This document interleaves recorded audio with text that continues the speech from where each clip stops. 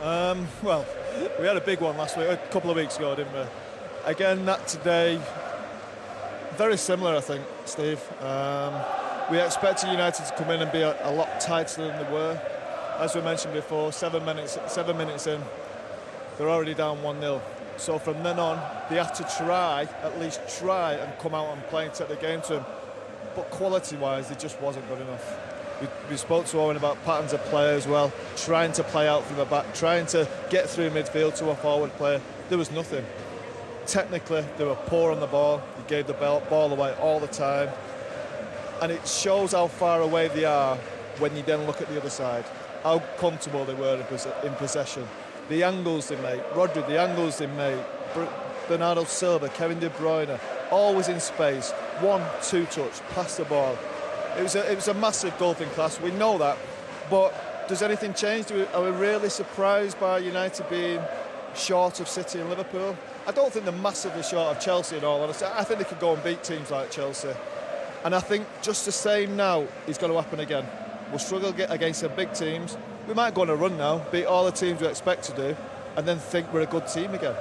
But realistically, you'll come straight back to this type of performance and the Liverpool performance. And in terms of those numbers and what Paul's saying, this is an incredible stat. 13 years they've been collating those stats that we use every week, and in that period in the Premier League, that is the lowest touches that Manchester United have ever had in an opposing team's penalty area. And they were at home. I mean, that's the biggest worry. I mean, I said to Scholes halfway through the first half, I said, they'll be happy with this at 1-0.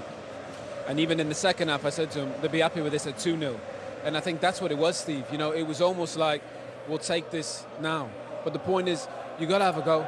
You know, you got to put some pressure on, get the bodies forward, get some crosses in the box, interchange, link. They've got so many unbelievable attacking players.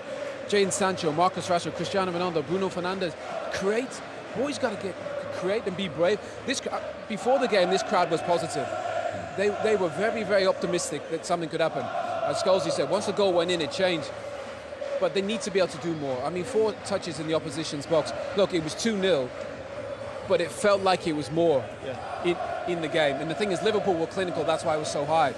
If it wasn't for David De Gea, that probably would have been more. Yeah, let's go back to the goals they concede, because as Paul said, from 7 minutes in, they were chasing the game and chasing shadows at times. I'd say from 7 seconds into the game, Steve, that they were chasing it, because, you know, the way they set up, they were just never going to be in the game. Bailly, I think he can possibly be. I mean, it's not really that dangerous ball. It's coming into an area. You should be able, if you're front screen, you should be able to clear it. It was a great ball to start with from the right. You know, they've regurgitated possession. Cancelo, very good off either foot. It's a decent enough ball, but Bailly should be clearing that with his right foot, slashing at it, miss-kicking it. It's very, very poor. He's so slow to get himself back into position. He's actually strolling up to the halfway line to get in position where he can just side foot it out. I thought one of the biggest problems in the game was Cancelo and the fact his attacking position. I mean, he got 3 assists in the Champions League midweek. Any chance somebody can come pick him up? I mean, how easy is it for the lad to get crosses in? And the problem was Bruno Fernandes had to come out and play there, but you don't want your number 10 tracking all the way back on the fullback. So they had so many issues. That's too easy at Old Trafford. How can you have that much time on the ball? Credit Bernardo Silva, that's smart. He's the one that thinks he feels that, and it's a good finish. That's what happens with this system though, Steve. When you play against the five at the back, Foden and Jesus pin them back, then the opposition fullbacks, Cancelo and Walker today, they control the game because there's nobody can get out to him. If McTominay or Fred try and get out to him, they just pop it into midfield. And them 2 players were absolutely brilliant on the ball today. They were almost like central midfield players, and they controlled the game from them areas. And it'll be no surprise to hear that Cancelo and Walker had the most touches of the ball in this game. Those Manchester City fans in full voice away to our left-hand side. One of those fans is one of their players, of course. He will have enjoyed this so much at Old Trafford. Here's players, of course. He will have enjoyed this so much at Old Trafford. Here's players, of course. He will have enjoyed this so much at Old Trafford. Here's Phil Foden. You haven't beaten your City rivals in the last 4 games. Does it make it even sweeter to put in such a dominant performance to take all 3 points? Yeah, I think we had the game of our lives today. Everything just went right. A lot of possession, a lot of chances. And yeah, we dominated from start to finish, which is obviously really good. There was so much of it, but for you, what went right the most? The possession and picking the right times when to hurt them and the spacing behind. So, yeah, really pleased. How integral to the plan as well was the pinning back of their wing backs as well, which you were involved in? Yeah, you know, me and Gabby just got told to try and press the full backs, because obviously it's difficult when they play 5 at the back. And then we had Kevin Bernardo pressing as well, and it worked. Tactically perfect, Phil Foden says today. They were very good. I mean, very rarely are they not tactically perfect. Let's get it right. Pep Well, they weren't Guardiola, last week against Crystal Palace, were they? No, but Pep Guardiola is a tactical genius. I mean, don't get me wrong, he's got all the best players, but Manchester United have collected a fantastic array of players, but they don't look like a team. Whereas Pep Guardiola, whatever team he manages, they've got a distinct style of play. And I think that's what you look for in a manager and a coaching team is to put your impression, your imprint. I was just about to say, team. so if you're Manchester United manager today, that's not a surprise to you what City did. No, City have been doing that for years. But what is a So? surprise? You turn up and you see Manchester United and you don't know what formation they're going to play. They're collecting a load of players, all these great players from around the world, and they're going to play. They're chopping and changing all the time. I mean, you've got to have a vision. You've got to be able to see further than the end of your nose and think, right, this is the way we're going to play. No matter what, we're going to buy players for these positions, right? And now let's go and play that position. If things go wrong, if you concede 5 against Liverpool, you don't think, right, the defence is rubbish, let's just go and put one more player in there. It's ridiculous. And I'll go back to what Jurgen Klopp did at Liverpool, and he's the best exponent at it. He came in and said, this is how we're going to play. Our full-backs are going to bomb forward. We're going to have a sit in midfield. We're going to play 3 up front. And do you know what? We'll go 3-0 up, and then they used to concede 3 all the time. And what did he think? We're conceding all the time. Let's put more... No, he didn't. It's the best thing in the world because it weeds out the weak. The poor players get weeded out because they get exposed in a formation. All Ole Gunnar Solskjaer does, as soon as there's a weak player, let's cover for him, let's put even more defensive. And in the meantime, you're buying hundreds of millions of pounds worth of players. It's like, you don't do that. Weed out the weak. If you're not good enough, go and get someone else. But in the meantime, go through the pain barrier because this is how we're going to play. This is how we're going to play, no matter what. So all they're doing at the minute is just covering for weaknesses and looking at the next week. Good team, let's just play loads of defenders. Bad team, let's play loads of attackers. It's rubbish. That's not how you go about attackers. It's rubbish. That's not how you go about things. You have to have a long-term plan. At the minute, Manchester United going one Wednesday to the next Saturday, just step by step.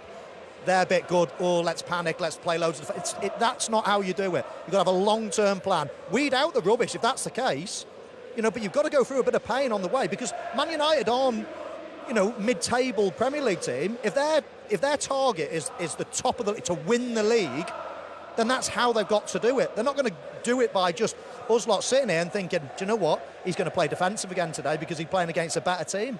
We're talking about Man United here. I can't stand there and we all agree that's what was going to happen, but I can't accept that that's the right thing that's going to happen. Yeah, I know what Michael's saying. A conviction has to come from your coach of a way you're going to play football. Ollie's been here 3 years now, and we're coming today not really knowing what he's going to do, as Michael said. And again, that ruins everything. That makes the recruitment almost impossible because you're not buying players for a system. You look at Pep, he buy players for his system. He brought Grealish in this year for his system. Mahrez in for his system. Jurgen Klopp brings Jota as another forward in for his system. We're bringing players in and trying to shoehorn them into positions. Just the next great player we'll bring in, isn't it? He's the next most expensive player. He's the next one who's mentioned in the papers all the time. We'll bring him in. He must be brilliant. Oh, wait a minute. Where's he going to play? How are we going to play? And 3 years down the line, that's...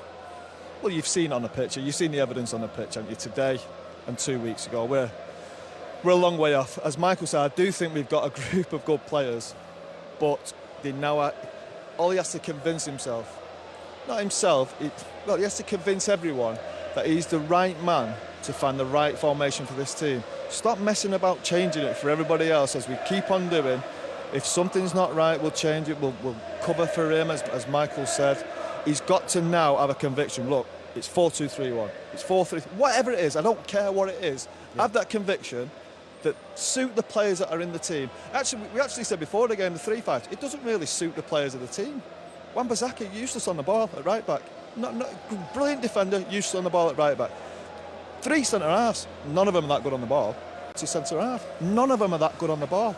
They have got to find a way. Ollie's got to find a way, the best system, and it's his job, by the way. He gets paid well to do this, to find the best system for this team, the best way of playing with the best players in them positions. And I think there's a squad of players there that could be okay. Okay, yeah. We'll just pause on United. That's 8 home defeats in this calendar year for Manchester United, incidentally. Let's get some City reaction again. Here's Pep Guardiola. But understandably delighted Phil Foden. He felt that your team today played the game of their lives. What would you say? You know, it's in a team, the transition team, and we thought we have to put the ball in the fridge. So a lot of passes, and in the last moment when we arrived, passes, a lot of passes, and in the last moment when we arrived there, and after look the situations. We said if they jam to try to find and after contact with the wingers, but they didn't jam in the first half, a little more in the second one, but not much. And our players in the middle, and except 10 minutes the second half, and we lose stupid balls. The rest was really good. As you said at the end, I don't think he can believe how comfortable that was for a derby. But you want to go back to your original point. Sorry, we had to stop you in full flow for Pep Guardiola. I was listening to Scholes with interest, and I just think that at the minute Manchester United are being managed as if they're, you know, a mid-table team in a way, firefighting all the time. Like a new team will come to town and they'll change their way of playing and to suit them. And I just don't think that's if that's the game plan is just to be in and around the top 4 and, you know, Europa League places, then fine. But it's not. You ask any fan, you ask any ex-player, they all want to win the league. They strive to be the best. And if you're going to be the best, you have to go through a bit of pain along the way. And that's okay. Man City coming to town, don't matter. This is the way we're going to play. And you know what? We might get beat 3 or 4-0. But that's going to just highlight where we need to improve, and that's the only way you progress. Not by disbanding everything that you've just invested in, trained for, everything else. Disband all that because a good team are coming to town, and now we're just going to, you know, forget about Sancho. We've just spent 70, 60 million on or whatever. Forget about the next player, all these great players. No, you've bought these players for a reason. Go and play them in the best positions, in the right formation, and then might go through a bit of pain along the way, but you'll get there eventually. Because this squad, by the way, Steve, is not that much worse than the other top 3. The player for player, they've got some incredible players, but they're miles off it because the way it's being run. Where do you stand on this? Yeah, I think they got a lot of issues. You know, I think in terms of defensive, they've gone poor all of a sudden, which was one of the strongest points last season. There's no patterns of play in possession, so then the players look up and there's nobody to hit. Can't get out. If you watch all the top teams play, you know where the ball's going to go before it even goes there. Every time it goes pop, pop, pop, pop. You watch the City players, we saw them from the side today. They all sit in little pockets of space where they know is their space. So if the ball goes there, somebody's in there. For United, they're always just reacting. And you know how the top teams are going to play. The boys are right. You know, the formation pretty much doesn't change depending on the personnel. And I think for United, you know, every time you come here, it could be a different shape, different formation. And that's just